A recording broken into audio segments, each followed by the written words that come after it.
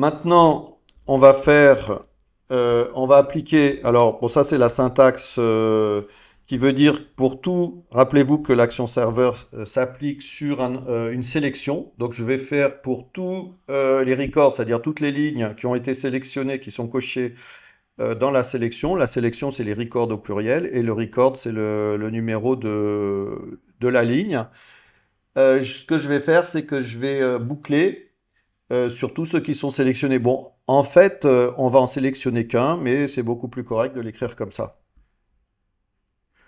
On va aller récupérer les valeurs de D et de U qu'on vient de créer. Donc le premier, c'est les dizaines. Donc je peux faire une affectation multiple en Python. Là, je vais affecter deux variables, deux valeurs en même temps. Et donc, si vous vous rappelez la syntaxe, c'est X studio, on l'avait appelé D pour les dizaines, D, et X studio, U pour les unités. Donc, il y a un truc qui va pas. Voilà, c'est le record qui manque là. Voilà, sinon la syntaxe n'est pas éclairée correctement et pas dans la bonne couleur. Donc ça récupère les deux chiffres de la ligne. Moi, je vous conseille aussi de toujours noter des commentaires au fur et à mesure que vous faites les choses. C'est facile de se retrouver après, c'est beaucoup plus simple. Et maintenant, ce que je vais faire, c'est que je vais dire, bon, si jamais un des chiffres n'a pas été sélectionné, hein, je laisse 2 secondes ici pour vous montrer de quoi je veux parler. Ce message aussi qui est un peu superfétatoire, comme on dit, qui sert à rien. Si je sélectionne par exemple ici, on voit que là, quand il n'y a pas eu une première sélection, c'est à vide. Donc je vais tester si quand même, si dans D, dans U, il y a des valeurs, parce que sinon ça risque de créer un problème. Donc ce que je vais faire, c'est quand il n'y a rien, je vais afficher 2 tirets ici par exemple. Voilà le principe. Et puis sinon, vous voyez par exemple, ça va prendre la valeur de D, la valeur de U. Un D, c'est bien le champ X underscore studio underscore D. Et U, X underscore studio underscore U, c'est bien les deux champs qu'on vient de voir.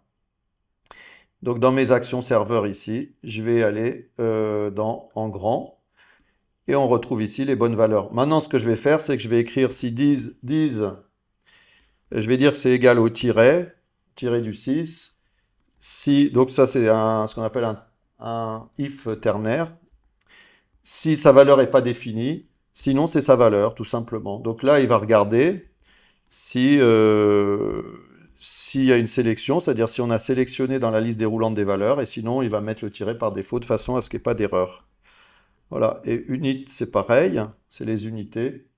Je vais faire aussi un tiret, if not 10, else, if not unit, pardon, unit, else, unit. Bon, c'est bête, mais si if not, ça veut dire s'il n'y a pas de valeur, si c'est à false, si sa valeur n'est pas définie, ça va faire tirer, sinon ça va prendre la valeur qui a été définie dans le choix. Et maintenant, on va retrouver notre for a in, celui qu'on avait mis tout à l'heure pour initialiser les lignes. On a presque fini en fait. 1, 2, 3, 4, 5, 6, 7, ici. Et je vais faire, donc je vais aller chercher, je vais créer une variable que je vais ligne, ici, ligne égale, et je vais aller chercher dans mon tableau des chiffres qu'on vient de créer juste au-dessus, chiffres. Donc entre crochets, la clé, ça va être, par exemple, je vais prendre les dizaines, ça va être le premier que je vais afficher à gauche, des dizaines, et je vais faire la deuxième clé. Donc là, ça va faire quoi? Chiffre de 10, ça va aller me chercher, si 10 contient 1, ça va aller me chercher cette valeur-là, qui est la valeur qui est liée à cette clé-là. Ça, c'est la valeur qui est renvoyée par cette expression-là. Et maintenant, je vais aller chercher à l'intérieur de la liste, je vais aller chercher une autre variable, une autre valeur qui va être moins 1. Ce qui se passe, c'est que là, c'est les numéros de ligne. 1, 2, 3, 4, 5, 6, 7, parce que les chiffres, je vous rappelle, ils sont codés horizontalement. Même si je vais les afficher verticalement, le 0, c'est première ligne à la septième. Mais bon, dans une liste, les indices de ligne, le premier élément, il ne commence pas à 1 en Python, il commence toujours à 0. Donc je vais retirer 1, c'est l'objet du moins 1 ici, pour pouvoir aller donc chercher sur la bonne ligne avec le 10 et chercher dans la bonne colonne ici avec le int a-1 qui va prendre la valeur du A ici, qui va lui retirer 1 de façon à prendre 0 à la place de 1 et de 1 à la place de 2 ici. Voilà, donc là, ça me permet de trouver ligne. Et maintenant, on va aller, comme tout à l'heure, donc là, il n'y a pas de surprise, je vais aller chercher dans le modèle ResPartner. ResPartner, je vais aller faire mon search pour retrouver les ID de ligne qui m'intéressent. Search de le crochet truc, name, voilà, virgule, égale, et donc là, c'est la valeur de A, tout simplement. Voilà, donc s'il n'y a pas d'erreur de syntaxe, c'est bien parenthèse ouverte, tout ça, parenthèse, voilà. Et là, ça va chercher le ID de la ligne. On a presque fini. Je vais faire donc maintenant, comme tout à l'heure, quand on vous a affiché tout ou tout effacé. Maintenant, ce que je vais faire, c'est un contact id.update.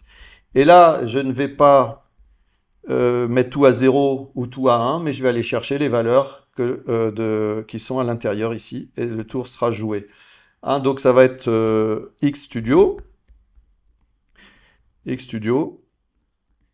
ici, underscore C1, je vais faire le premier, puis après je couperai la vidéo. Donc là, je vais mettre à jour le booléen de la ligne A, c'est-à-dire la première ligne si A est à 1. Et on va mettre ici, on va aller chercher donc la valeur de la ligne. Donc ligne, on est d'accord que ça contient la chaîne de caractères qui est là. Et là, je vais prendre ligne, je vais prendre la valeur entière, parce que c'est des chaînes de caractères, je vais les convertir en entier.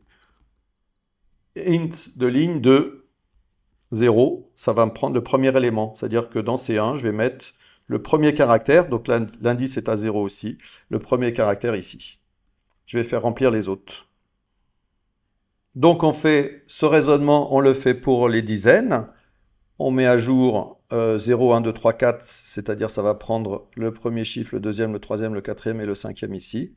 Ça va le faire pour le chiffre des dizaines. Et ici, je le refais avec cette fois unit qu'on a pris ici.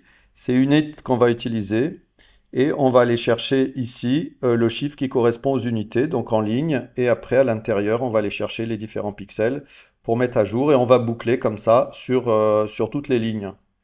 Maintenant qu'on a fini de coder, c'était ce qu'il y avait de plus long, hein, qu'on a fini de coder l'action serveur pour afficher les chiffres en grand, on va enregistrer, on va fermer, et on va créer donc un bouton.